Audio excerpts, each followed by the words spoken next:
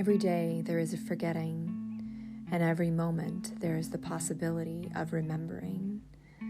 Remembering who you truly are, awakening to your body, to the inner world and experience of being alive. Here is where you find the beauty, the joy. Here is where you free your soma. Hello and welcome to Free Your Soma, stories of somatic awakening and how to live from the inside out. Today I have Gabriel Posner, who is a Hanna Somatic educator.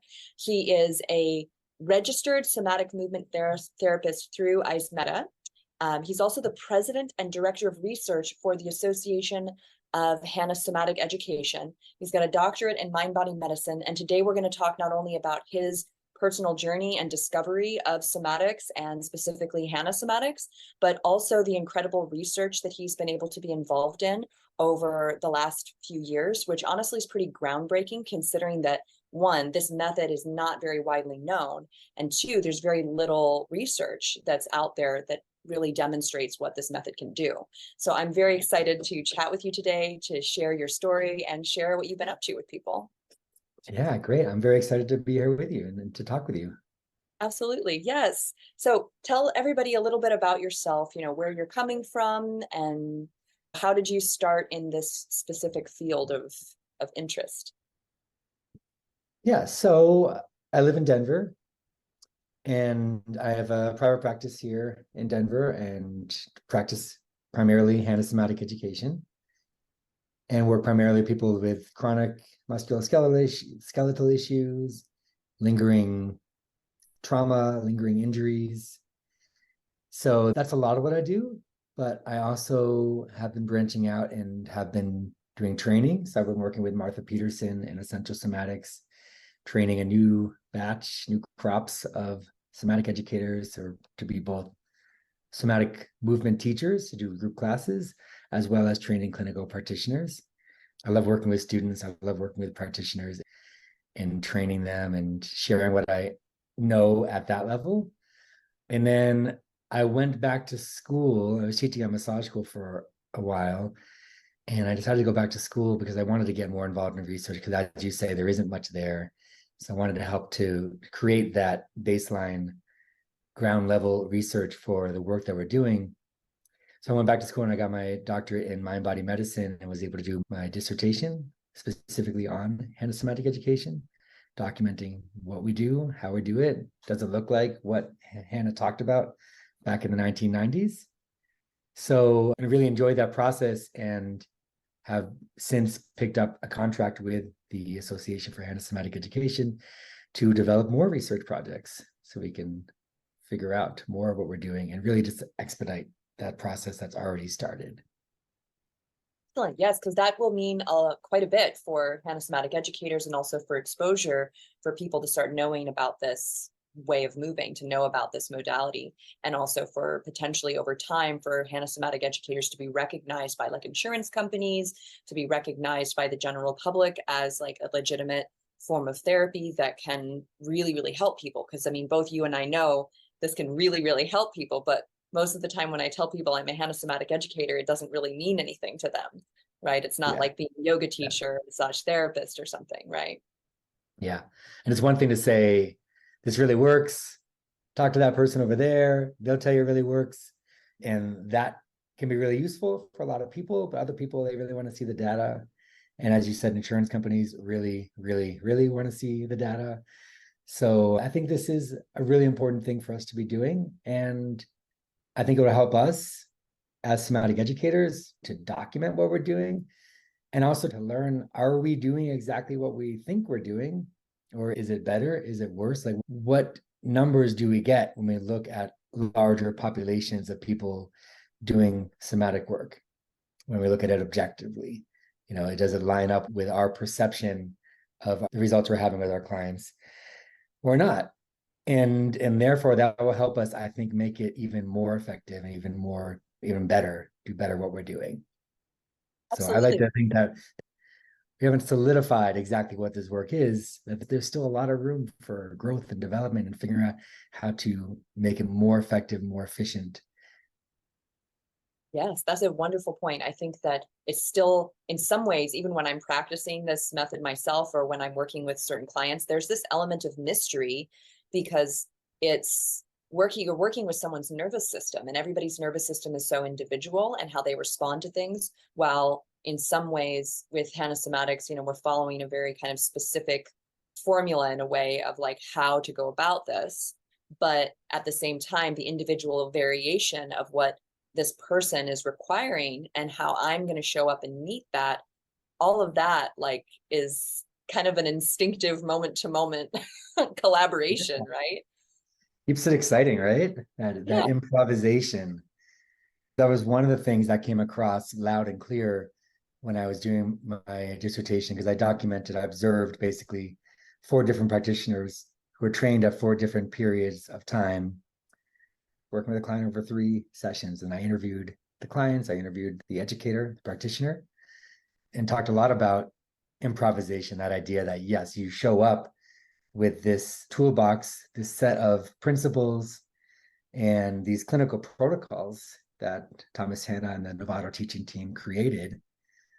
But then the session just evolves because you're working with an actual person, an actual soma in that moment. And from week to week, they're different. And throughout the session, things will evolve that will lead you down a different path than maybe what you were expecting to do when they came in. Yes. Okay. So I would love to get deeper into this because I have some specific questions about the way this research kind of panned out. But let's back up just a little bit. And I would love to hear first, how did you get into Hanna Somatics? What's kind of your origin story around this work? Sure. Yeah. I was very fortunate to find this work, I would say, because I was in a really rough spot in my early 20s. I was finishing up training in massage therapy and really couldn't do more than like 4 or 5 sessions a week without feeling like completely broken. Or to put it differently, I was feeling completely broken and was maxing out at doing like 4 or 5 sessions a week. And I was really struggling to figure out like how I was going to continue this career that I was really excited about, struggling how to unwind and resolve the issues that were primarily manifesting like physically. I was having a lot of like muscle spasms, but then other sorts of symptoms of chronic stress. I was having digestive issues. I had asthma, a lot of things that had just become the water I swam in that I didn't really realize were issues until they were resolved, until I realized that, oh, this is how a normal digestive system could function. This is how it could feel to run a mile on a track once I was breathing nicely. So fortunately, the husband of an esthetician I worked with at the spa where I started my practice, she connected me with him, and he connected me with the somatics book. He was going through the training at the Novato Institute, and I read the book. I did the movements in the back, and I started to feel better. It was feeling somewhat miraculous. And then I continued to do it. And then I went to the training at Novato to learn how to use it, how to work with people using the techniques. So I feel so lucky that I was able to find that. I was 24, feeling like a lot of 70-year-olds feel. Yeah, wow. I had a similar experience in being in my 20s, and I was a yoga teacher and I was very enthusiastic about it. I was super passionate about yoga, and yet at the same time I was in chronic pain and I had, all kinds of physical issues going on that I couldn't seem to get my yoga practice to like change for me, right? And what you're saying is so true. When you have this, yeah, I think you described it as like what you were swimming in, when it's just like kind of your reality, you're not aware of how much it's impacting you, or that there is even an alternative way of experiencing your body until things start to like shift a little bit, until you experience, your lower back releasing and lengthening. And you go, oh, wow, it doesn't actually have to be tight and cramping all the time. This is an alternative, right? Yeah. And then you start to realize that about maybe other areas of your life. It sounds like this nervous system shift for you was pretty profound in terms of what it was able to allow your body to do to regulate in other ways as well. I mean, completely. I don't know what I would be doing right now if I hadn't been turned on to somatics, and especially coming out of massage therapy school, where I was learning Eastern and Western modalities. I was learning about Swedish deep tissue, myofascial. I was learning this system of muscles and how to work with muscles to relax them. And I was not able to relax my own muscles, which was a very bizarre thing. So then I was getting into like trying my own hand at some Chinese sports medicine with cupping and even bleeding and cupping and stuff, and finding some positive results, but nothing really was sticking. Trying yoga, I think your history is in Bikram. Is that right? Yeah. So I did some, I actually really enjoyed Bikram a lot because it didn't require to do a lot of like weighted work with my arms, and my hands and arms were such a mess. So I really enjoyed Bikram, but it also like didn't provide me the lasting relief that somatics finally provided for me. And of course, you're looking at other people and they're like, I feel so amazing. I'm offering massage to people. I'm giving massage. They're like, wow, I feel so much relief. I feel amazing. I'm like, great. Sounds great. Haven't found that for myself, but I'm glad it's working for you, or at least it's working for you at the level of tension that you have right now. And that's been a interesting thing for me too, to like, continue to offer massage and then start to offer somatic work. And for a lot of people, massage is plenty of relief for what they need. And here I was in my 20s feeling like, again, like I was in my 70s and needing a lot more relief than I was able to get from the acupuncture, chiropractic work, massages. I was doing trades of all kinds of people and just wasn't pushing back the tide of tension enough. And also, what you were saying about the anxiety and stuff that I was just sort of swimming in, right? Because I remember I had really terrible digestive issues all through my teenage years too. I think mostly from when my father passed when I was 10. He died when I was 10. And a lot of stress, a lot of trauma from that. And it wasn't fully processed because you're 10 years old. And how do you process that kind of event in your life? And I remember at some point going to the doctors to figure out how to address my digestive issues. And they prescribed me anti-anxiety medication. And I was like, I don't get it. I don't have anxiety. Why would anti-anxiety medications help me with my digestion? Just did not click at all. And they certainly didn't connect the dots for me. And then in my 20s, I read Robert Sapolsky's book, Why Zebras Don't Get Ulcers, which is a fantastic book for really anybody who's interested in how stress affects us at all levels of our being. And he very clearly like points out the connection between stress, anxiety, and irritable bowel syndrome, or whatever it is they're calling it these days. And so putting all those pieces together and starting to work at unwinding my somatic center, work at moving my diaphragm, using breath to massage my digestive organs, but also just like get myself out of what no doubt was a chronic state of sympathetic arousal. I was in a chronic state of alert anxiety, and being able to break that pattern and come to a more calm, restorative resting state through somatic practices and breathing and meditation, the digestive issues just sort of work themselves out. And the breathing issues too. I at some point was given an inhaler because I went to emergency room actually like 2 a.m, could not get to sleep, was really struggling with wheezing, and discovered I had asthma in my early 20s. And the inhaler worked great. But then I learned that I could unwind my own intercostal, my own rib muscles. I could relax my own, what do they call it? Like the alveoli, whatever, the little like cells in the lungs that absorb and transfer oxygen. And when you do that, all of a sudden it's like your breath just becomes so free. And then you realize how constricted it was in relation to how incredible it feels afterwards. Yes, absolutely. That's something I've had some pretty profound experiences with myself in terms of breathing. Because as a yogi, I had all these different breathing techniques that I would do, but the truth was that many of them were rather forceful compared to what we do in somatic education, which it's very non-invasive, I guess you could say. And some other practices practices, while they can produce results, are a bit more invasive. And that may suit a certain person's nervous system configuration. But for me, who was very much like you, in a heightened state of arousal, that term that you used is perfect, 'cause it's like kind of this clinical way of saying, I was like living up here, in terms of how much I was carrying in my day-to-day experience in my body, right?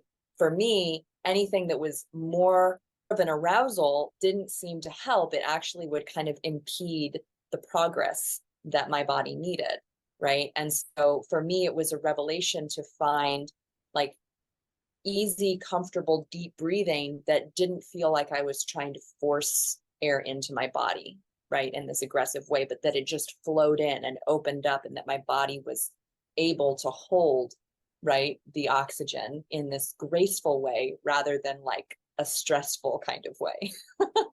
Yeah, it's such a radically different way of looking at these things. Because so much of the way we approach our health is about like trying to force it to do something different than what it is currently doing. And to take this somatic approach, which from my perspective is about how do you find the space within this system where things can work just fine. As you do, that resistance level, that like super hyper tense resistance level just starts to like disappear and it's gone.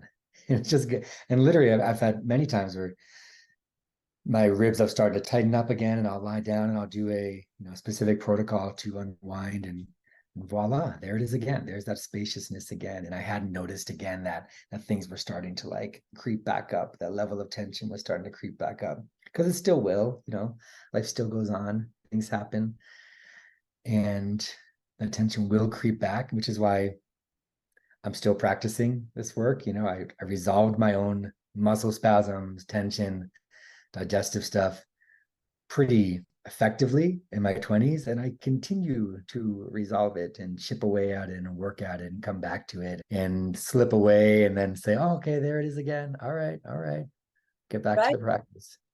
Well, and because it's not meant to be like, oh, learn this and you'll never have any aches or pains ever again. Learn this and like your body will just stay in this state of being at rest from this point forward.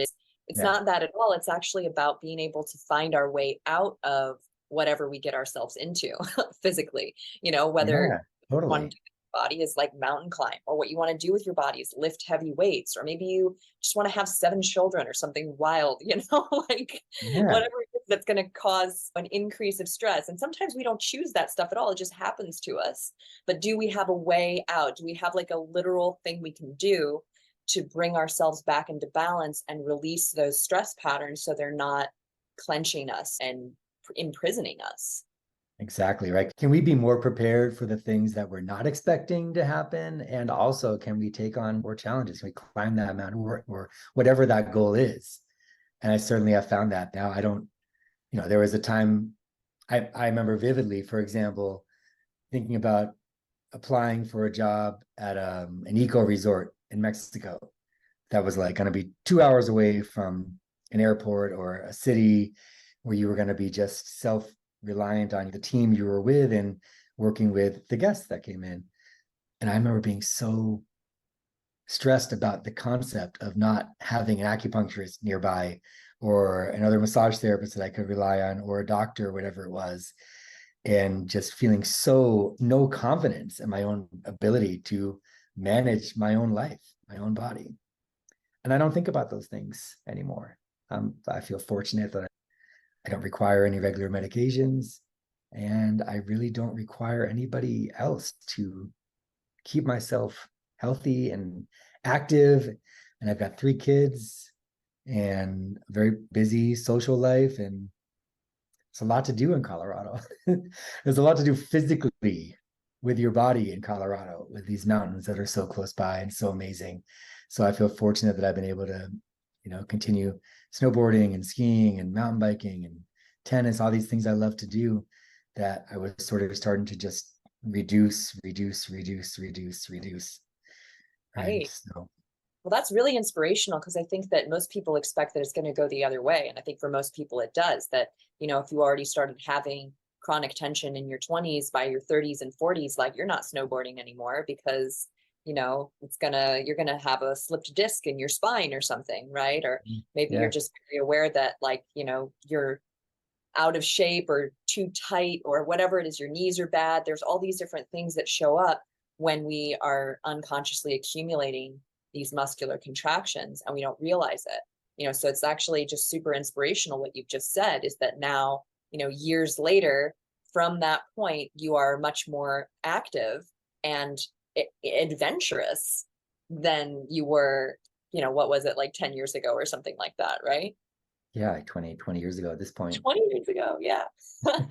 Yeah. That's it. Yeah, this is a really exciting, really hopeful thing to hear. I think for many people to hear that is wonderful, because it means that the trajectory that they might be on right now, if somebody out there's listening and they're experiencing tension or gastrointestinal issues, or they know that their nervous system is, you know, really on edge most of the time, they can hear that there truly is a way to come out of that and return to the things that you love in life.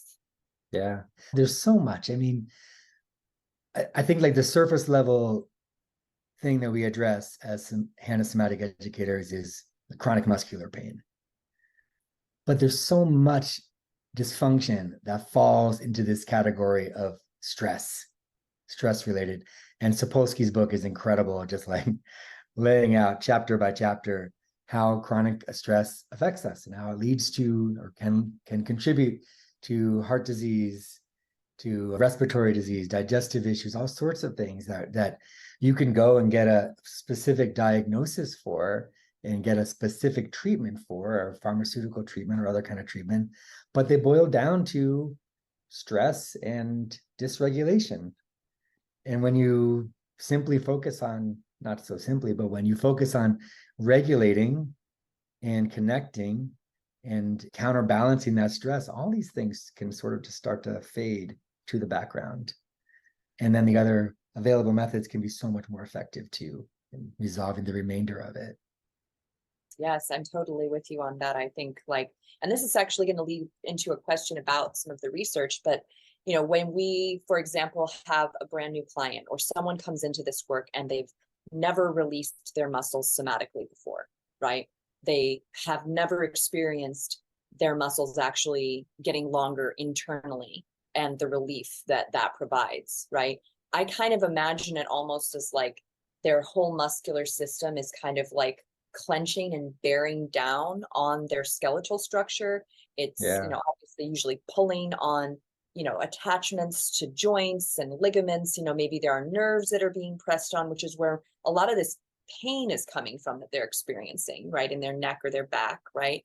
And there's this pressure that they're living under, and they do a session. And in a single session of either movement or hands-on, there's this like breaking of the ice. There's like this unlocking, you know, and each person is different. And like what I like to tell people is like, your nervous system is going to be guiding us here in releasing just as much as your body's ready to right now, right? So we're not going to try to make, you know, the things that you're experiencing that are tight might not all release in one session, because your body might not be really ready to release all of that, but it will release some of it, and you'll probably get some immediate relief from this, right? And then if they progress, if they continue to practice the movements, if they continue to receive the hands-on work or work with a Hanna Somatic educator, it's like their body just keeps opening and opening layer by layer until they're having a completely different experience of what it means to be in their body, right? And they're going, I had pain in my shoulder, I don't even remember. Right? So I guess this leads into a little bit of my question with the research. Is like, you said you worked with people, followed them for 3 sessions, right? And these were people who had never experienced before. This would fall under the category of that person who's living under that muscular pressure that I described, right? Correct, yeah. Yeah, and so I'm so curious, you know, 3 sessions is enough to see a change. It's enough to see a shift, but like I prefer personally to work with people usually for more than that. But what kind of changes did you see, and how much did it vary in the specific individuals in 3 sessions? Well, I chose 3 sessions because Thomas, in his book and in his talks, regularly says that 3 sessions can sometimes be enough. So I wanted to see what could be accomplished in 3 sessions. I wasn't measuring efficacy, right? So I wasn't taking any baseline readings of how much tension somebody was experiencing, how much pain they were experiencing. I was simply observing what occurred during the sessions and then interviewing people and talking to them about their experiences, both the practitioner and the client. But I will say, I could see that things were occurring because they're talking about things that are occurring, and whether or not they know that these are somatic changes resulting from the work they're doing, it seemed pretty obvious to me that they were related to the work that was occurring. You know, one of the participants, she was in her late 20s and she had dislocated her kneecap multiple times over the past couple of years prior. And a lot of her experience of the benefits was around feeling more centered, more less anxious, just feeling calmer in the moment, less worried about what she was doing. She was in the process of switching careers and sort of going into self-employment. So I think she was feeling a lot of nervousness or worry or financial strain around that. And just after the session, she was like, whatever I'm worried about, it just doesn't, like, I still can think about these things. They're still on my mind, but they don't have that same heaviness of anxiety that they had. So I love that she went like right to the sort of non-physical effects that this work can have. But wouldn't you know, between the second and third session, she went and did a kickboxing class. So I have to imagine her knee was feeling significantly better, that she felt confident enough to go kickboxing. And something you said really like turned a light on in my head, because so often when people start feeling better, they completely forget what was ever bothering them. I think this is a wonderful thing about being human, that our memory for negative things that happen to us or for pain is very short once that is gone. And I've had plenty of clients, and I'm sure you have too, that they'll come in for one thing. They'll come in originally with complaining about a shoulder issue, and you'll work with them, you'll do certain things, and they'll come back the next week and they'll say, I don't think this is working, nothing's going on. I say, they're like, my back is just so much pain. I'm like, okay, we can talk about your back, but what about your shoulder that you were talking about last week? I'm like, oh, the shoulder's fine, but my back. So there is certainly this thing of, it's a little bit like whack-a-mole. I think of it more like a circus tent with like 1,000 different ropes, all pulling it tight and pulling it secure, and maintaining the level of tension required to maintain its structural integrity, right? That when we all stand up, there's a certain amount of tension that every muscle in our body knows to do to maintain that posture, to maintain you in your upright posture, upright position. And as you start unwinding, you're right, it's not a global release. Things unwind at different rates. And so it can be a little bit like you're relieving tension on like 5 or 6 of those ropes. And all of a sudden, the stress of maintaining that uprightness gets shifted and spread out amongst the remaining ones. And then there can be too much stress now in some places and not enough in other places. So there's certainly a process to unwinding somatically, and matching the speed that you do it with the individual person and what they can handle and what they're ready for is a fine art. And also, you reconnect, which we call it sensory motor amnesia, but you reconnect with what they weren't feeling, what they didn't know was tight. Because as things that were in the forefront of their awareness start to back off and no longer are concerning, now they can start to perceive the other things that were there underneath that, and often were there preceding what brought them into the office. Someone who has a knee or ankle injury on one side may resolve it enough to keep going, but then 5 or 10 years down the road, something else will pop up. And it's not that they have a new injury, it's that now they have a new pattern that's relating to their old injury that never fully resolved. And so there can be this process, I'm sure you've experienced, sort of like reversing their timeline. And I'd often say to them, when was the last time you felt that? A client I'm working with right now, she came in with pretty severe pelvic, inner thigh, hip stuff, lower back. It was very vague and spread out in areas of intensity. And then they started to shrink and shift. And now, about a year later, she's back down to just one little area. And I asked her recently, because this was an area that she never had talked about originally. I'm like, when did you ever experience this before? And she goes, oh, I remember 10 years ago, I had a pain just like this. So it's very likely that we have now gotten her back about 10 years of time in a year of work together, where now she's able to address that original thing, which who knows if that's the actual original thing, or if there's something underneath that she'll get to and that she will then work through as well. So it's been a beautiful process for her, as with many of the clients, to see them retrace their timeline, and also to see them, just as they do that, become so much more active and so much more interested and open and curious about what they can do with their bodies, with their lives, especially people that I work with that are, let's say, newly retired or approaching retirement, and are dealing with that potential concern of retirement being in pain and the rest of their life being in pain, and how scary that must be. And then to have them get that sense of, doesn't have to be that way, that maybe they can regain a certain amount or a huge amount of mobility and comfort in their later years. Yeah, no, that's your question, but yeah, no, it's really wonderful. And I very much relate to what you're describing. I guide now this 6-month program where I'm taking people through this unraveling process, and it's a self practice. So they're doing the movements on their own, and I'm teaching them classes over Zoom, and they go through this unraveling, basically what you're describing, where they're experiencing all these shifts and changes in their body, but it's like kind of this almost a non-linear thing sometimes, because it's like they'll start with something that they know what this is from. This is from when I did this, this is from a car accident, or this is from when I was weightlifting, right? And then that thing will resolve, and then there will be something else underneath of it that now they're working through. And that will resolve. And we kind of, like you said, go through these layers, right? Where it does feel, I think you said this before, like whack-a-mole, like it's kind of jumping around.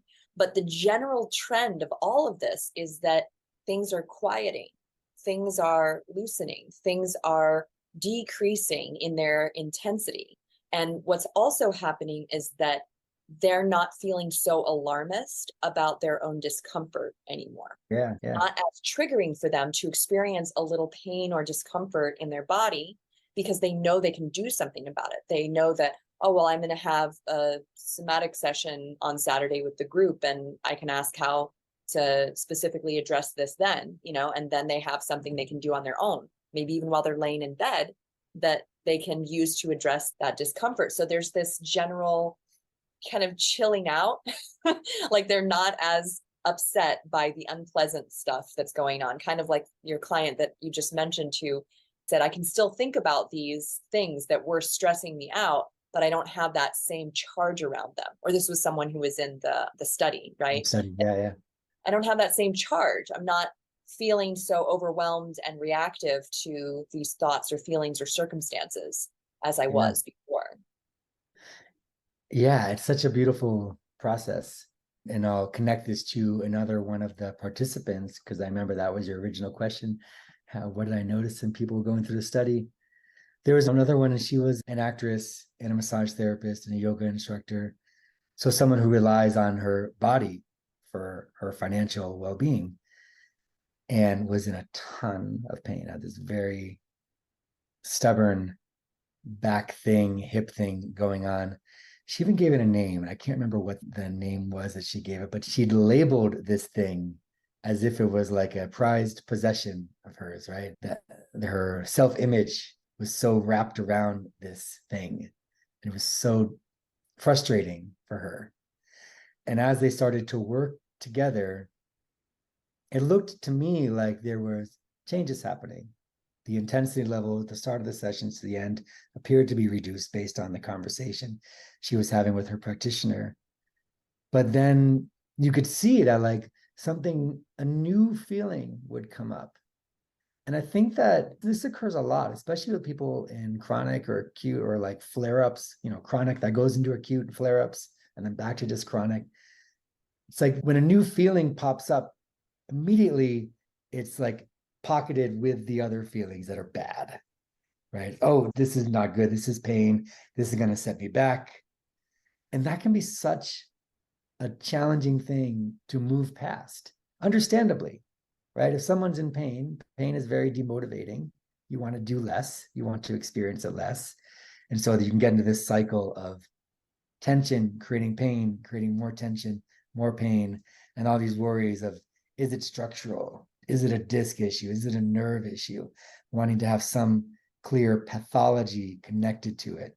And one of my tasks, as I see it, is to help people discern with more clarity, but also like have just a broader range of vocabulary to talk about what they're feeling. So I talk a lot with my clients around if what they're feeling is nerve related or is muscular related.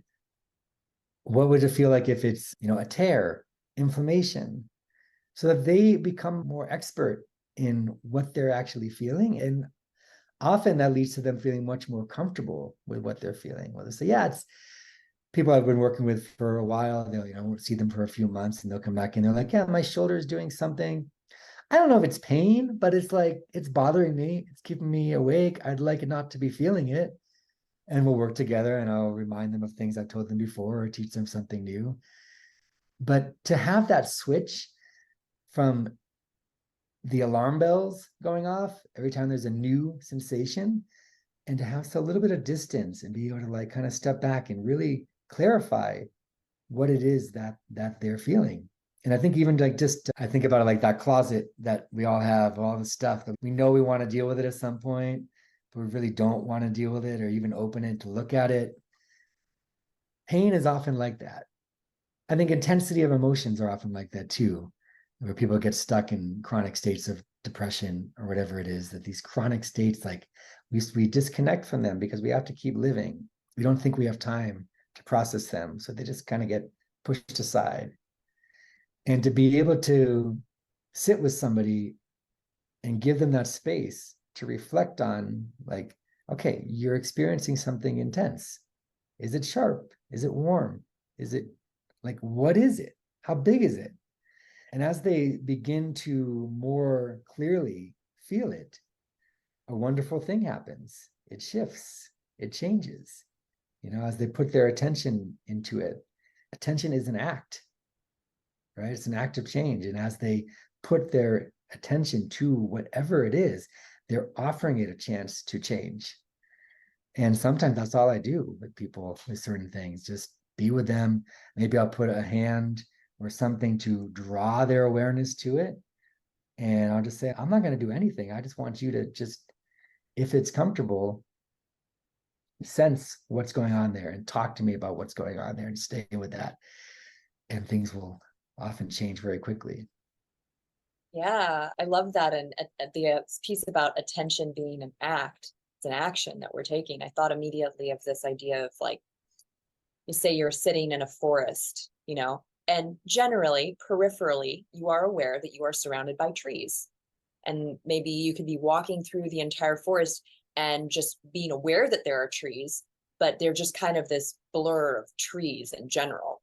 But when we turn and we look at a specific tree, then suddenly there's the opportunity for the tree to truly appear in front of us. We can see what kind of tree it is, maybe how old it appears to be, what kind of habitat or animals might be living in the tree, the way that the tree is. Yes, still, it's not walking around, but there are subtle movements, even in the tree, the way that the wind is moving the leaves, or the needles of the tree, and the just subtle way that there's this gradual, like it's not perceptible to us on like a visual level, but, if you're a tree person like me, you can almost sense like this slow growth, this slow metabolic almost process of like a living thing that's there.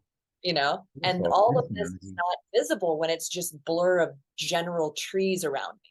But when we have these like you said, these painful experiences that, have emotions tied to them, or these areas in our body that hurt. And I know this was true for me. Any sensation, in like the left side of my body was just immediately labeled like annoying and making me angry. It was not being inspected, And when I first started working with my dad on this, he would ask me these really open-ended questions, how does your leg feel? And I had no answer in the beginning. And I'll let my clients know, like, if they don't have an answer when we first start this process, that's totally okay. That's totally legit. You may just be like, it feels like a leg or it hurts. And that's all you know what to say.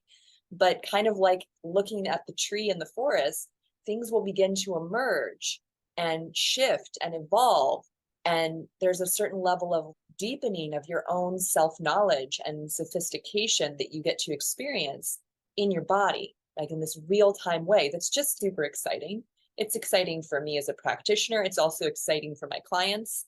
And I just really appreciated the way that you described that. The attention is an action, absolutely. Okay. Wonderful. Yeah, I love that tree analogy, right? And what does it require to go from they're just trees to that's a maple tree or whatever it is? It requires you, one, to slow down, which is why what we do slowly, right? You can't be attentive to something if you're going 60 miles an hour. You just can't. There's just not enough time to bring that attention in. And that's how you get stuck in these situations. And that's where moving slowly gives them that opportunity. If you're moving slowly, you can notice if and when something becomes painful, and you can stop before it becomes like really painful. So it's at a speed that you can actually be with what's occurring and not brace around it, not resist it. And if you know somebody's going to like try to stretch your limb, or, I've been to so many massage sessions where someone just dug in, they're really trying to win that muscle, and it just doesn't work, and especially if you're like really wound up in tension, it doesn't work because you're going to meet their energy with more resistance from yourself, more protection, more holding. So yeah, it has to be slow. And then you have to be curious too. Right. And so I think if I can encourage my clients to be curious and not just say, I can't feel it, I don't want to feel it, it hurts, it's bad, but get them to a place where they're curious about themselves and not judgmental of themselves, then that's another way that change happens fast. And I'll say for myself, Vipassana meditation really helped me to connect with that aspect of the work that we do. I think that the seated Vipassana meditation is sort of a flip side of the active movement work that we do, because it turns out when you're sitting perfectly still, everything's still moving. There's still so much to attend to. And just as I do with my clients, when you sit and attend, things bubble up to the surface. And if you don't judge them, and if you don't try to resist them or shake them away, then they too can start to change. Oh, So, yes. I got to say, the last time I did, because I've done 2 Vipassana sits, and the last time I did one was in like 2012 while I was still struggling with chronic pain. So I can't imagine how much better and wonderful and peaceful and enjoyable. And, I'm sure there'd still be some jagged edges I'd run into inside myself, if I did a 10-day. But I'm assuming that post somatics in my body, it would be a much different experience than kind of the agony that I felt, in that seated position when I was having so much hip and lower back pain. What was it like? I mean, have you done it before you did somatics, or is it a practice you came into after somatics? I'd been doing somatics for myself about 5 or 6 years, to the point that I did a Vipassana 10-day. So I definitely feel like I had an easier time of it. One, I was able to quickly connect the Vipassana method to sensory motor feedback loops.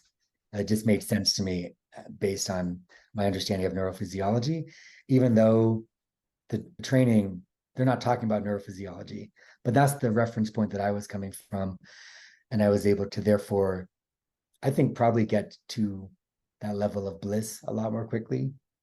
And I certainly noticed a lot of chairs becoming emptier around me as the week go on. So I do feel fortunate that I had chipped away at a certain level of tension already. And then I was able to access just deeper and deeper levels of rest and restoration and unwinding. And who knows what's under that, And that's, I think, like the lifelong process of it, that even though I would say I'm very functional right now, is there a hyper functionality that's attainable? Is there super functionality that's attainable?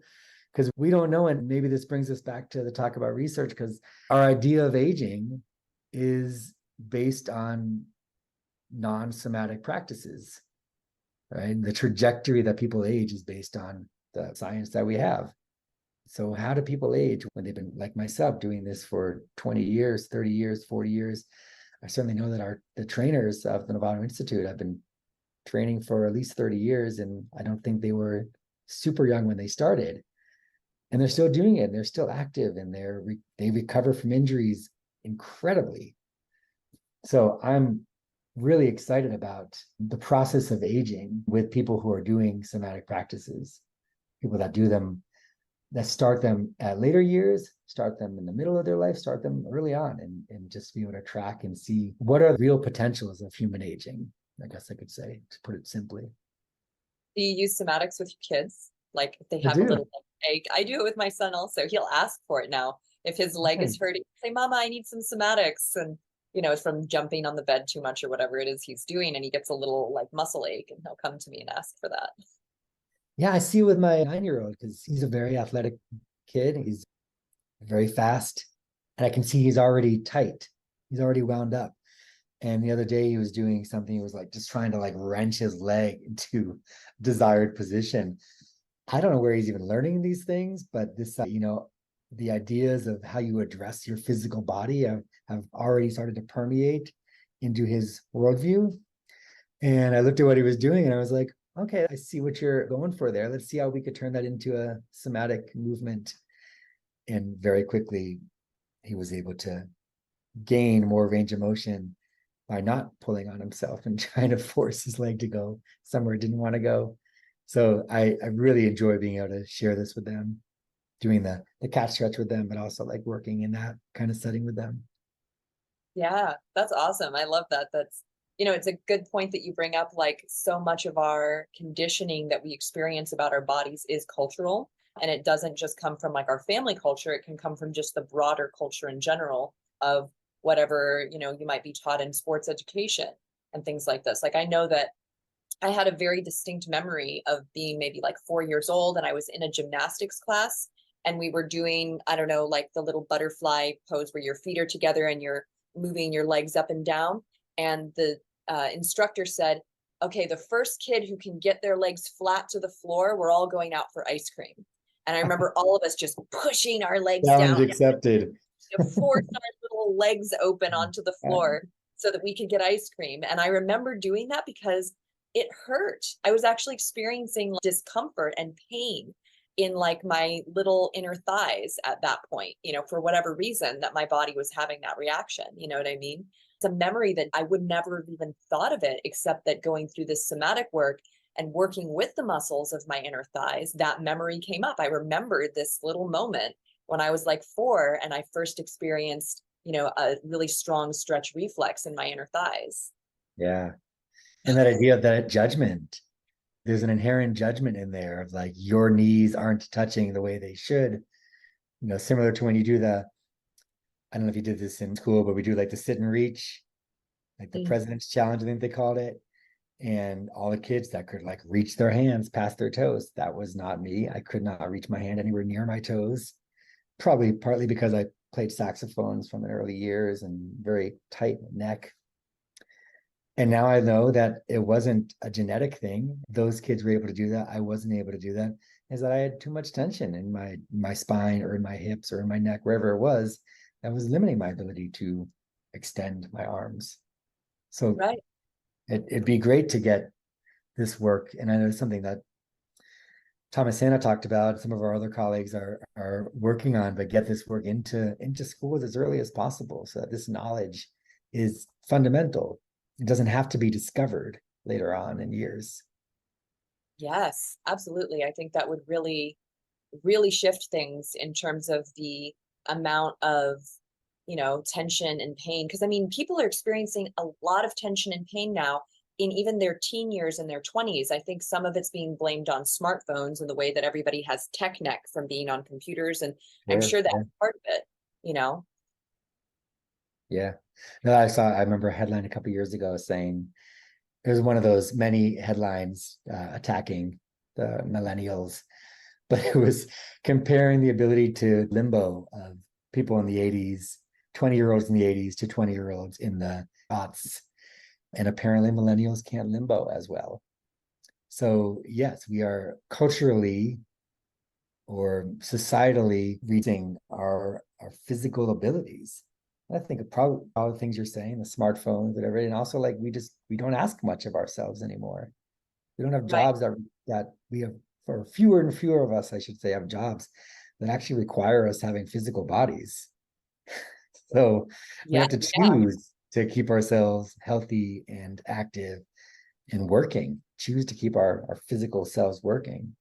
I think about that sometimes when I see like a bunch of the workout stuff and like the gym culture and like people lifting these heavy things to have like these bulky muscles. Like, don't get me wrong, if that's your thing, like awesome, more power to you, that's wonderful. But part of me kind of thinks it's a little funny because it used to be that you had that kind of body and you did that kind of stuff because you were a manual laborer and you were like slugging concrete around, you know, or building the pyramids. And it meant you were like lower, you know, a socioeconomic class, or maybe even like a slave or something, you know what I mean? Like depending on how far back in human history you go. But then now there's plenty of people who are, you know, well off, maybe in higher socioeconomic classes, who go to a specific place to do this basically manual labor stuff just so their bodies can feel and look a certain way. And part of me just thinks it's kind of funny. Part of me just kind of is like, I guess you could go to this special place and lift a bunch of weights, or you could go into the backyard and lift hay bales for an hour into a truck.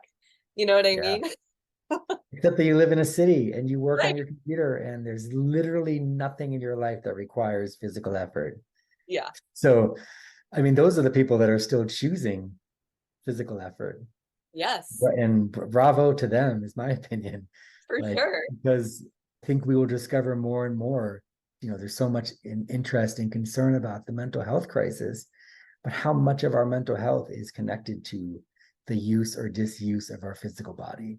You know, what is the experience of somebody, let's say somebody who was genetically evolved to be a successful, whatever, lumberjack, house builder, and now their workforce does not need that of them anymore, right? Their genetics, their cells, all the cells of their body, their endocrine system, everything, their brain is designed to do a certain type of task really well that is no longer asked of them. So I imagine that's at least something to do with all the anxiety and depression and just general ennui, that we're so disconnected from what we're biologically designed to do. And that some people are going out to pay people to force them to do things that they used to get paid to do. For example, you know, like you're saying, all the CrossFit and everything. Like, wow, yeah, it used to be your job. And now you're paying somebody to tell you to do 5 sets of it, 30 minutes a day. Well, and I think, you know, back to what you said about kind of having this, you know, generational, like very specific kind of skill in your body that is no longer required. Like, and this could extend to all different areas probably, but like this could also be a reason that people struggle with this sense of purpose, you know, because they're disconnected from a sense of purpose within their own bodies, because what they're here to do inside their bodies, they have been disconnected from. And that's another piece that came in for me very strongly. And for many of my clients, as you connect more somatically, you connect with what you feel like you really want to spend your time doing. Yeah. Nice. How did that come through for you? Well, I think I had ideas about what my life was about, and a lot of it was actually around just managing my own frustration, my own pain, my own discomfort. So a lot of the activities and things that I was drawn to were about making myself feel better. Kind of, for lack of a, you know, more complex way of saying that, it was just, that's what was centered around. And then when I sort of resolved that issue of feeling better, you know, once I was like actually not living in chronic pain anymore, all these different things that had been something I wanted to spend my time doing when I was in that framework of existence were no longer as interesting to me. And suddenly other things were interesting to me that felt more true to who I really am and weren't just some negotiation with my suffering. Ah, nice. Yeah. And maybe those interests were just you following your way to get to this next level of interests, right?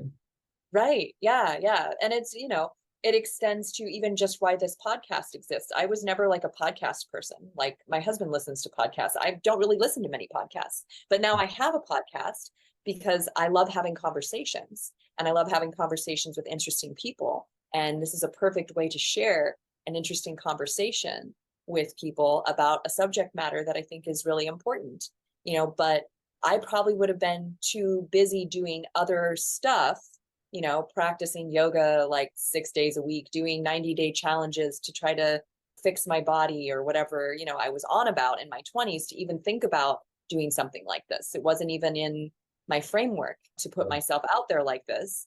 It would have been kind of scary, and it would have been maybe in that category of like, oh, a little too much responsibility, too much pressure, and while I'm still not feeling good in my body, I need to focus on things that are going to make me feel good, not things that are going to challenge me and make me feel maybe a little more insecure or something, right?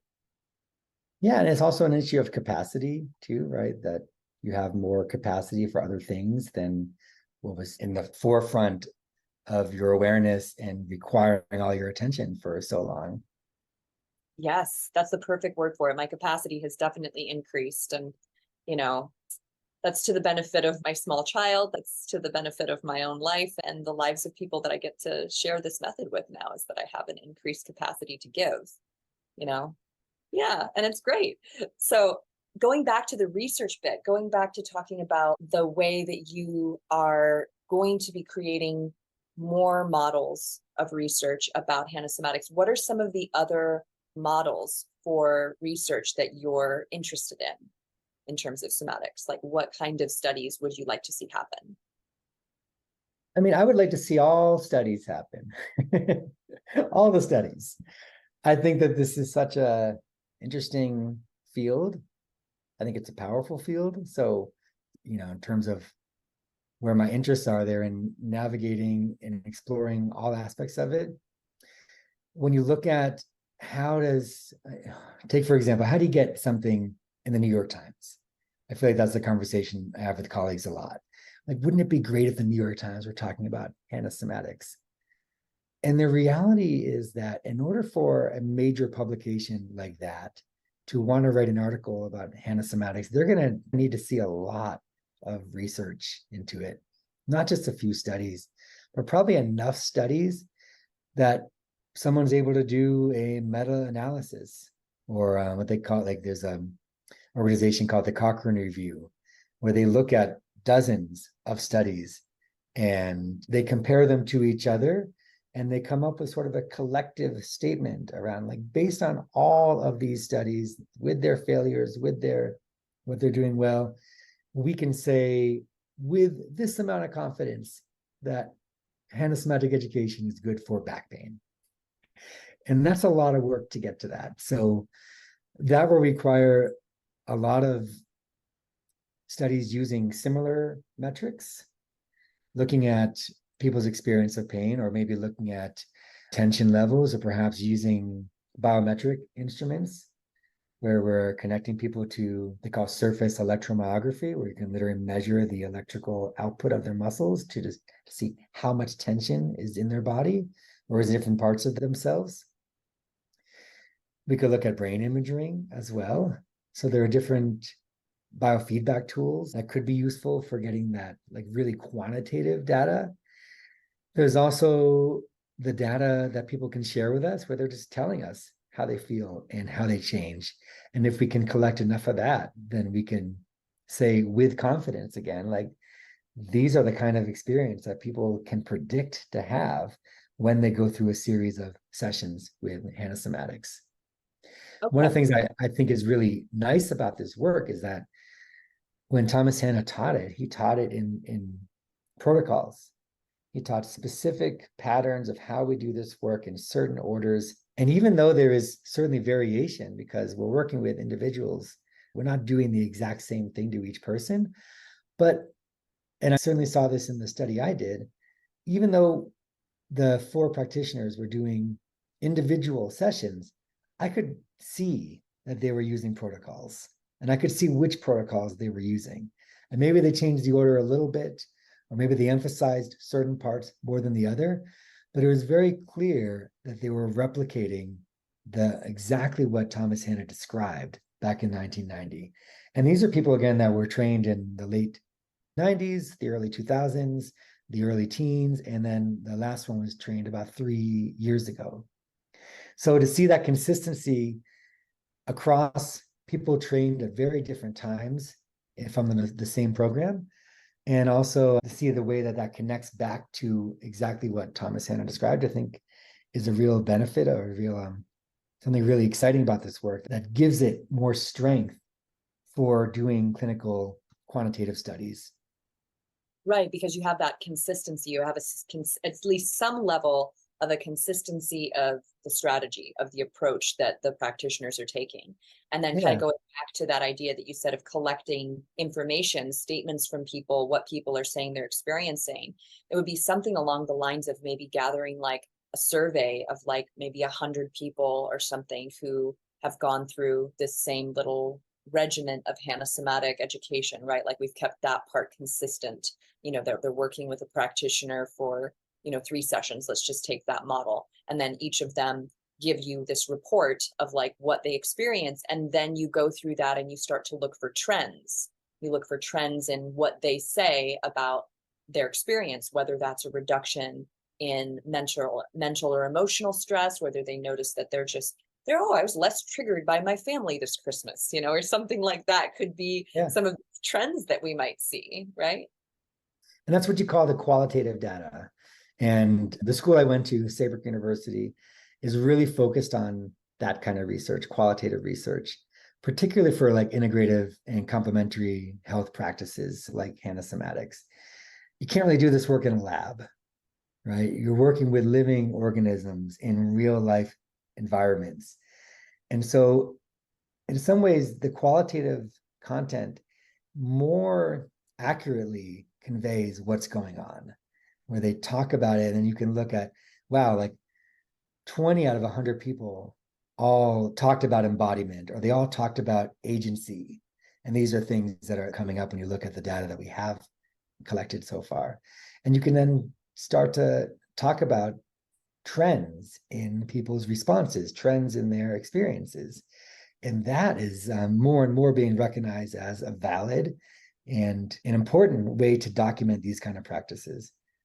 If you're just giving somebody a pill, you can control every single thing about that intervention. And you can, with more clarity and with more reliability, predict that, or say that what happened to them is probably a result of that medication. Because we're working with humans in this very fluid environment, it's helpful to have that kind of qualitative data to flesh out more what's going on, because the numbers themselves, while important, aren't going to tell you everything. So we have done 2 studies on online courses offered through the Shift Network. Are you familiar with the Shift Network? They do a lot of alternative and complementary kind of medical and health practices. There's Alexander teachers, there's medical intuitives, there's yoga, there's all sorts of things to do. And they're doing great work spreading somatic work broadly. And so I worked with 2 practitioners that were offering clinical somatic education courses through the Shift Network.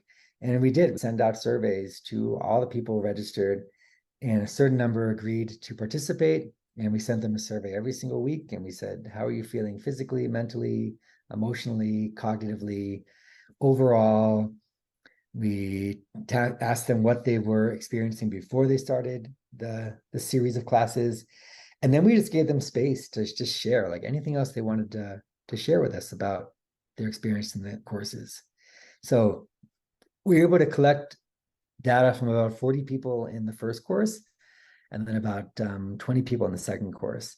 And that's one of the things I'm working on right now is sorting through that and statistically analyzing some of the data and then qualitatively analyzing the other data to develop those trends to go alongside with the quantitative trends.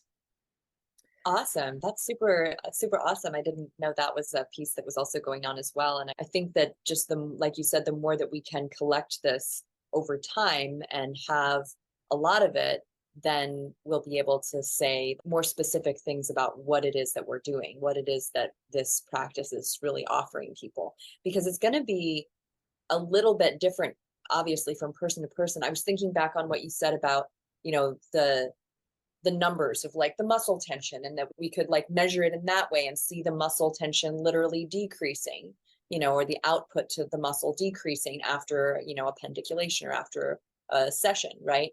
That individual human who is the body in that session, whose muscular effort is decreasing, could have their own experience of it that wouldn't necessarily align perfectly with the data. Do you know what I'm saying? Like what someone experiences individually can be very different than just what the data suggests they're experiencing, because I've especially like, oh, go ahead.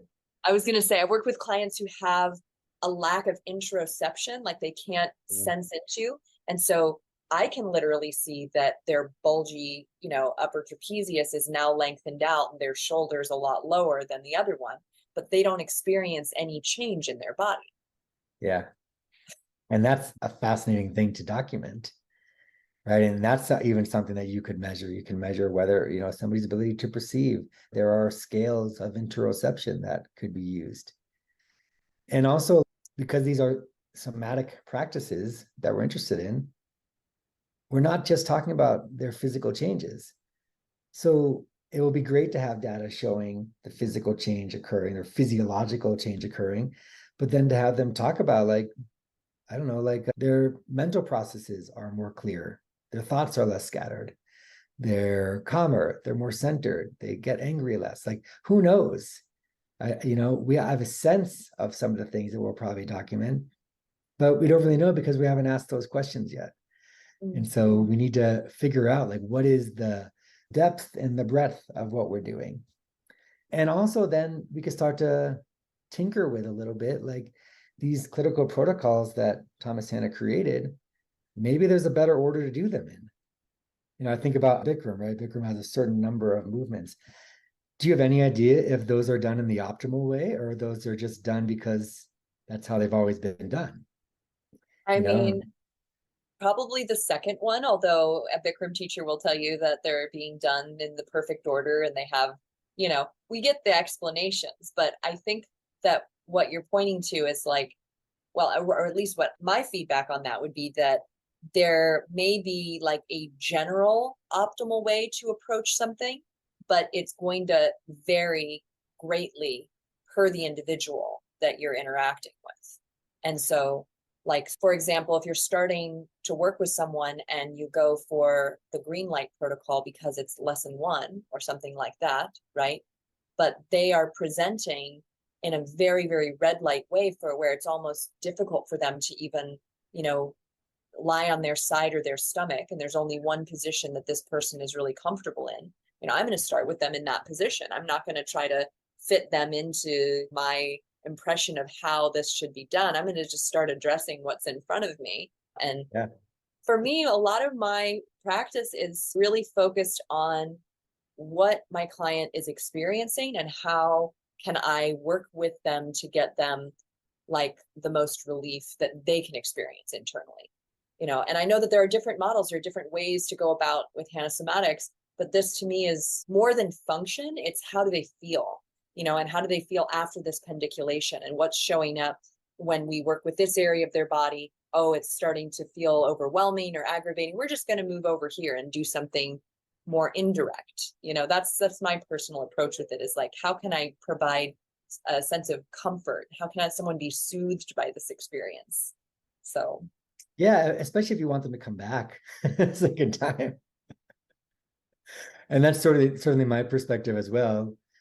And then I've also talked to colleagues that will say, well, lesson 1 is lesson 1 because in the Western world, we have all habituated the Landau reflex. because of this go, go, go, go, go focus of industrialization, that regardless of what somebody comes in with, they likely have a habituated Landau response, which is what we would say the lesson one addresses. So he'll do lesson one with people and he'll make sure they're comfortable enough, but he'll do lesson one sort of regardless of what they're coming in with. And I can't tell him that he's doing it wrong because I don't know. I know what works for me and he knows what works for him. And wouldn't it be great to do some side-by-side comparison and like really put this work through the magnifying glass and determine like, he's right, actually. If we can get their neck comfortable enough to lie face down, then working lesson one seems to be the right way to do it for 95% of the people that come in, let's say. We'll discover the opposite of that really we need to just address like the primary thing that they're presenting with, and then get to the secondary, and then get to the tertiary thing. And sometimes it's not a green light response, but sometimes it's red light or trauma or whatever it is. Right. And then my other question there's two here. How much does bedside manner play into it? How much does the way that you're interacting with the person as a practitioner have an effect on their results or their experience, right? In terms of what they're saying they're, getting from it. If someone has an extremely pleasant bedside manner versus is a little more, curt or not as cozy, perhaps, like, how does that affect people? Like, how does that change the way the work is experienced? I would be curious about that. Oh yeah, there's been plenty of studies on that, and turns out has a huge effect. Yes, and especially the kind of work we're doing, you could call it a placebo kind of effect, but the ability for people to, I don't think it's placebo at all because it's about trust, right? We're building a relationship with them, and our ability to take them through an experience is contingent on them trusting us enough to go through that experience, to let themselves be affected. Because ultimately, that's what we're doing. We are trying to transfer knowledge from our soma into another soma. And we do that through touch and communication, but they have to be open to that communication. They have to be receptive to that touch. Otherwise, it's just not going to work. So absolutely, I sense that will have a huge impact on success or not. Yeah, I mean, it's nervous system to nervous system. So also the ability of the practitioner is not just, their knowledge base, in my view, with somatics, but how much they've actually released in their own body as well is a big factor in it, and I've kind of gone full steam with this in the last 18 months, and I've built a very strong in-person and online clientele. But I wasn't really ready for this like 3 years ago when I first graduated, at the Novato Institute. I wasn't, because I still was in the throes of my own development of my daily practice. Sure. Thankfully, my dad's a somatic educator. I had lots of really incredible mentoring. And if I really look back on when I first started doing somatic movements, it was probably back in 2013, 2012, 2013, that I started doing these movements, maybe even 2011. I can't, but their seeds were planted and I was primed this whole way along, but I had to go through what I had to go through in my own personal internal somatic experience, and my resistance to it because I wanted yoga to be the thing, my resistance to my dad being my mentor, my resistance to slowing down. And, what ended up happening as I finally developed a daily practice in which I was releasing the stress in my own body was I, again, created that capacity to actually work with other people and be able to transmit that level of calm that they really needed, that I really needed to have to be able to be there for them, and it shifted everything. It just made it so that it's possible for me to do that. So, that's what I will tell people sometimes. If you go to a training and you get the papers that say, this thing, but how do you know it? Do you know it through your own practice of it? And how deeply do you know that practice in your own body? Because we can get papers and we can follow through on assignments, and we can get good grades, but how well have we internalized this knowledge? That's always the question I have. Spot on. Yes. And I'm finding that, working with Martha, training essential somatic movement teachers, that has to occur. I'm thinking I've got a student in mind right now, actually, and she came from a Pilates background. I'm sure she's an excellent Pilates teacher. She wanted to learn somatic movement, so she came to the training. And I think if you just look at it on the surface, it can be hard to see what's different about Hanna Somatics versus some yoga practices versus Pilates versus PT. They're like, oh, yeah. I get what's happening here. I know what you're doing. I can do that. But she wasn't really getting it. And she was struggling because everybody around her is talking about all these incredible changes that are occurring. She's like, yeah, I just don't get that. I don't get it. I think I'm missing something. And honestly, she didn't get it until she went on a long trek. And at the end of the first day of the trek, she was in physical disarray, I guess you could say. And so she, to her credit, diligent student, she's like, okay, I'm going to do the somatic movements that I've been learning. And she did them. And she was able to do the next 2 days of the trek. And she had to kind of break herself a little bit to sense how this work can put her back together in a way that the other practices she learned couldn't, right? And so I think that's going to be a challenge, especially as this work does become more known and more people are interested in it, because they'll be coming from a place where maybe they don't personally need it. I think personally needing it, and I imagine for you too, like you're able to get it a lot quicker because you sense how it affects you differently than other practices and works. It works for me, it worked for you, it works for a lot of people. If you don't need it when you're coming into it, or at least you don't think you need it, then are you going to be able to really understand it and really convey it in an authentic way to the people you're working with?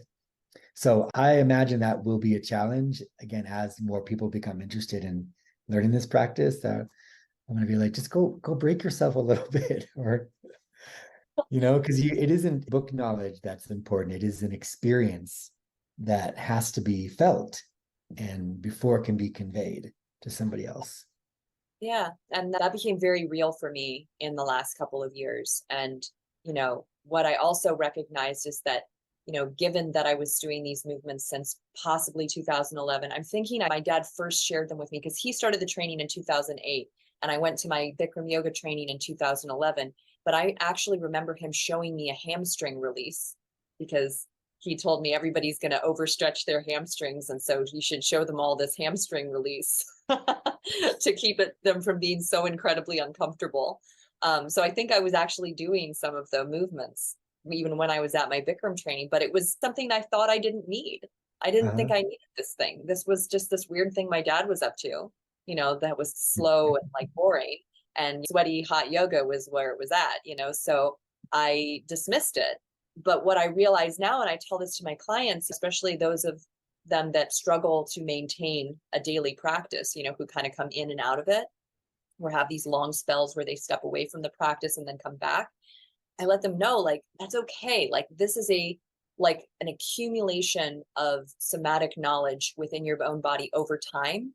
And you don't have to get it all right away. And I didn't have to get it all right away. Slowly over time, my nervous system developed these tools. And when I finally, maybe let's say, more than a decade later, committed to a daily practice, it's not like my brain had forgotten any of what came before. I was totally primed for it. And it just things really shifted really fast once I was able to commit. And that leads me actually to my next question for you, which is the study that you did with the 3 sessions. Were the clients doing movements on their own in between those sessions? Was that part of the study, or were they just receiving sessions? They were taught things to do on their own. I don't think they did a whole lot on their own, though. And that can be a challenge, getting people to not just come in and try to work out, but then to embrace this as a practice. That's certainly a challenge. So no, in the study, I think there was one person that did do some of the movements pretty regularly, and the others like maybe once or twice. But I was curious about that. And I will say at the end of 3 sessions, it wasn't clear to me that anybody was like at the point where they're like, great, got this, don't need you anymore. I'm going to take this on my own and run with it. And perhaps that's because they were given the sessions free of charge. And so there wasn't that like financial incentive to figure out how to do this on their own. Or that's just the nature of how long it takes to really develop your own practice in something like this. Or an alternate theory, and this is like where my researcher cap is on, was like, I could tell you 20 million reasons why something happened, and then trying to stay open to all the possibilities of what I witnessed.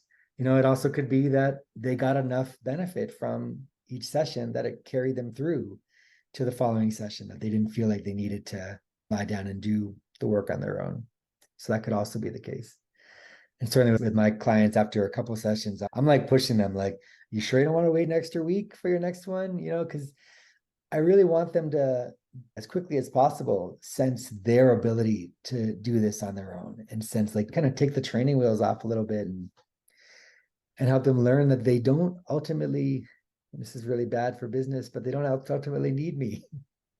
Mean, it may They not can do really it be bad for themselves. business. It just means that you're going to get new clients more often than you work with the same people, like in a way.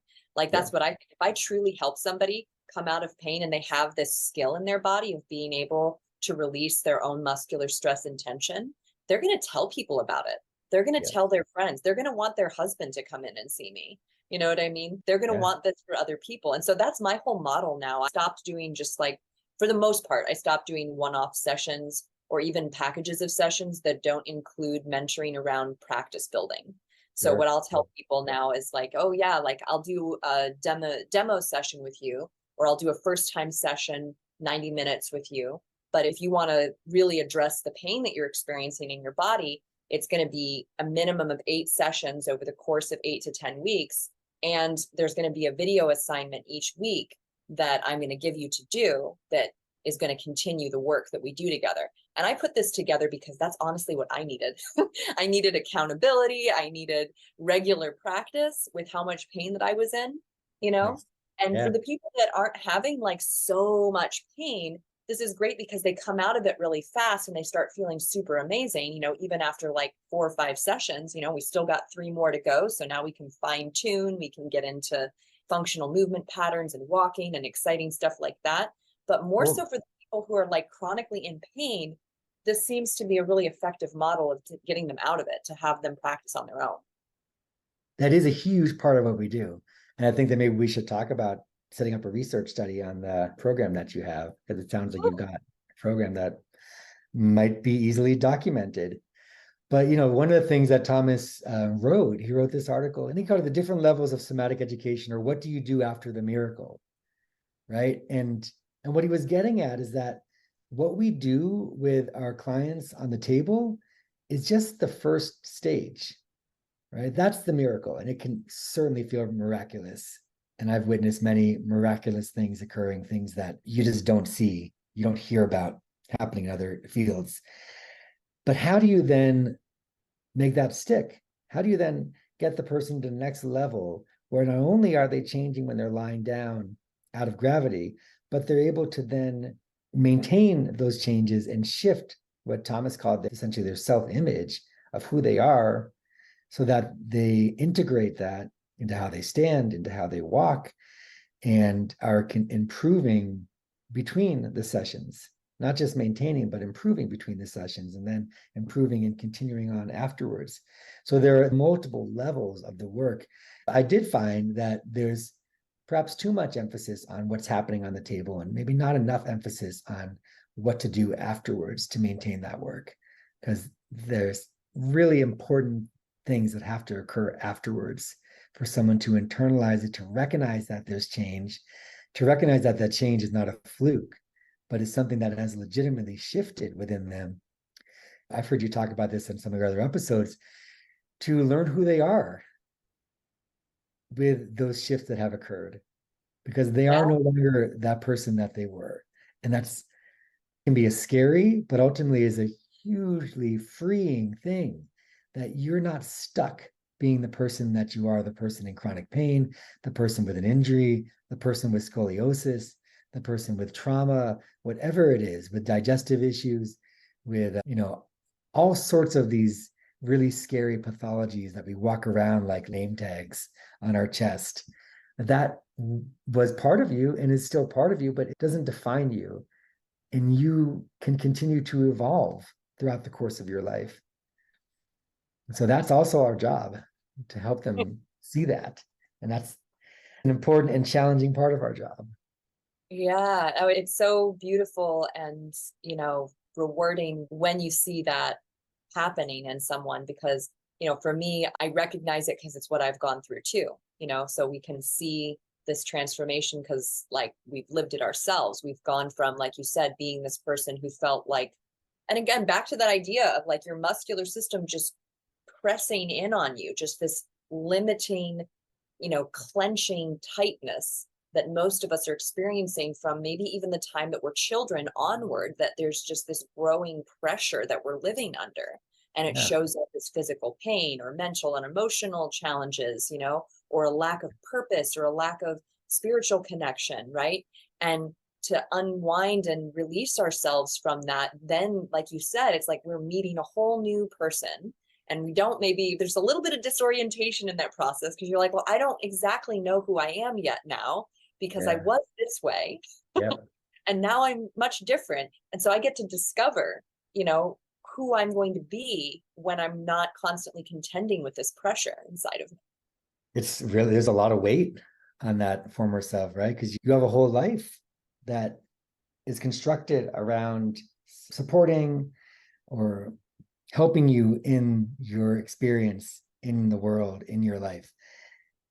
And maybe you don't need all of that, or maybe some of that is enabling, or some of that is actually a crutch that's keeping you from growing and evolving. And, talk about being children.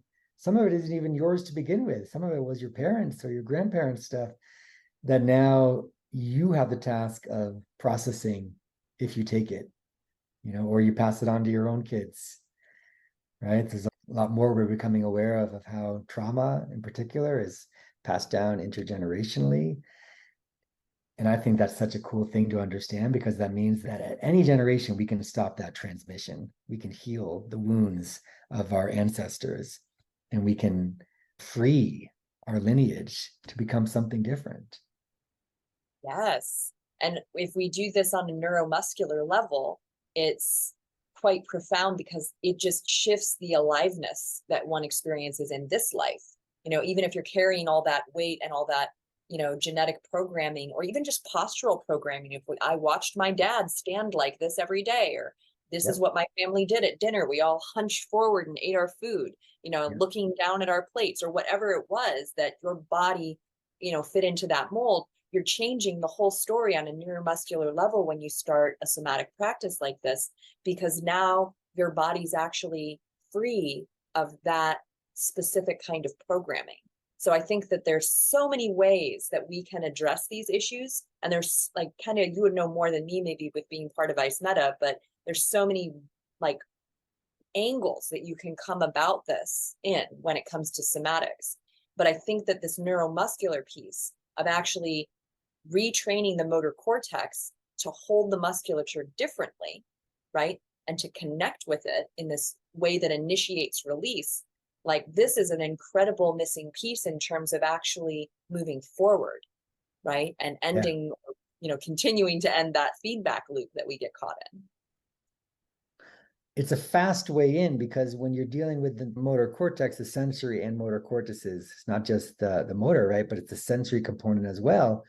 You're dealing with consciousness. You're dealing with the part of the brain that has voluntary control over what the rest of us do. And so it can have immediate effects.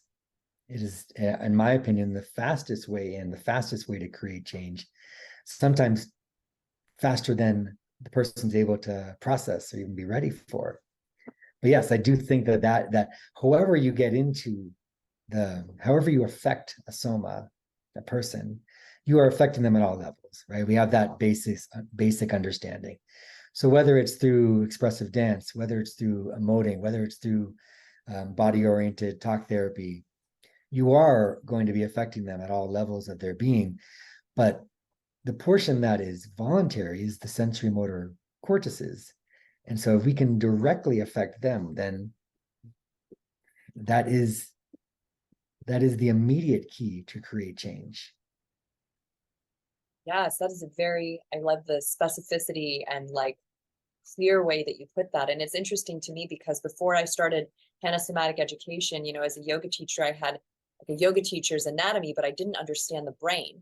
And I remember actually asking Eleanor this at some point during my training, because I was listening to this talk by this physiologist who was talking about, I don't know, something to do with yoga and the muscles. And I asked her, I'm like, why is it that he doesn't know what you guys are teaching me about the brain? And she said, well, because he's a physiologist, not a neurologist. And I was like, well, but isn't our brain part of our body? Isn't it part of our physiology? And she said, yes, but he was not trained in that because he's a physiologist, not a neurologist. And so he doesn't know about the brain and how it works specifically. Yeah, I mean, I went through massage training. I taught in massage school. We learn a lot about muscles in massage school. And this is the thing that really trips me out. And actually, I'm working with massage therapists more recently, and I'm doing workshops teaching massage therapists how to apply somatic techniques, because all massage therapists learn, and in fact, all doctors, all physiologists learn that your skeletal muscle is a voluntary muscle. So why is it then that you have to go to a massage therapist to relax your muscle? Why would you go to a doctor and they give you a muscle relaxer to relax a voluntary skeletal muscle? It's so like obvious that it's almost we're blind to it. Like we don't even ask the question. But like that is a very simple definition of what a skeletal muscle is. And until you start thinking about the voluntary motor cortex, you're not going to be directly changing what a muscle is doing. You can be influencing it, and maybe what you're doing can feed into the voluntary motor cortex, but you're sort of just like pressing on it and waiting for the person to relax their muscle, because the person has to do it. Yeah. I cannot relax somebody else's muscle. I cannot change their fascia, but I can help them relax their own muscle and their own fascia. And once you realize that change has to occur within that person, then you're going to be using a lot of extra effort than you need to. And once you help them learn to connect with that voluntary, that conscious, alert, learning part of themselves, change happens very quickly and happens at all levels. So I'm very excited about that aspect of what I'm working on right now, to bring the vast knowledge that we have in Western medicine, in physiology, in neurology, and put in this missing piece. It's like right there. They just have to like turn on the switch to see how it all connects through the fact that we are not bodies, but somas. We are alive, sentient people capable of awareness and voluntary control over what is occurring to us. And once we put all those pieces together, I think that we should be able to see enormous and rapid evolution of our understanding of healthcare and our understanding of aging and healing and all of these things. We've barely scratched the surface, I believe, of our potential for healing and growth and aging. And that's so exciting. That I'm very excited. This has been such a very valuable, exciting, I hope like prophetical conversation. I hope this is like a podcast that we can look back on in like 5 or 10 years and go, hey, we saw that coming, right? That's happening now. We're in it, and I'm super excited to hear, as you move along with more research projects, and I'm happy to talk to you about, possibly using some of the work that I'm doing with the online program that I teach. My clients have always been very excited to share their experiences. For the most part, that's the norm, is people they want to shout it from the rooftops, when they feel so uplifted in their experience, when they feel free of that bondage that they were living in. So yeah, thank you so much for coming on to talk with us today and share this really exciting knowledge that you have been accumulating. Yeah, thanks. I really enjoyed talking with you. Thanks for inviting me. And I agree, I do look forward to looking back in 5 or 10 years and seeing how much progress you made. It's already happening, right? So how fast, how far we'll go, we'll only know in the future. Thank you. So if any of our listeners, had questions for you or wanted to know more about your practice in Colorado, where could they contact you? Where could they reach out to you? Sure. My website, my business is called Elevated Somatics, Elevated, Somatics, SOMATICS.com. And that's probably the best way. I do virtual sessions as well. I do in-person sessions. I do group classes. And then I do trainings with Essential Somatics, which is Martha Peterson's company. So if anybody's interested in becoming a clinical practitioner, Novato Institute is where I did my training. But I've moving out to Colorado, living close to Martha, I've connected with her, and she's got some great, it's not Hanna Somatics technically. She calls it clinical somatic education, but I don't perceive much of a difference in what I'm doing with her versus what I learned. It's great work. So I welcome them to check out her programs, and maybe I'll see them in one of those trainings. Yes, wonderful. Thank you so much. And we'll definitely check in with you maybe down the line and have you back on the show to talk about more exciting things that are burgeoning. And yeah, have a really wonderful day. Thank you so much again for being on the show. Thank you.